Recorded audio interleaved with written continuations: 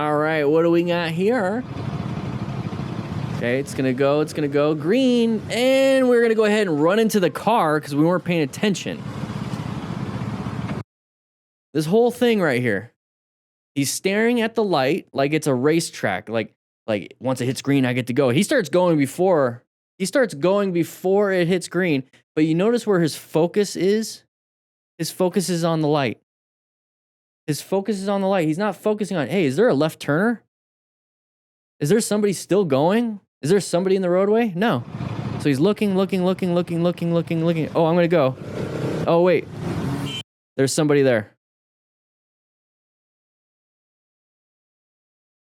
Pay attention. Pay attention.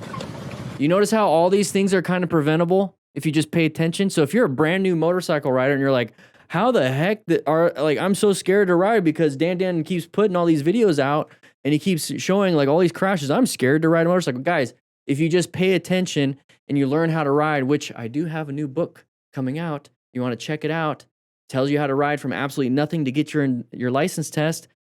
It's links in the description.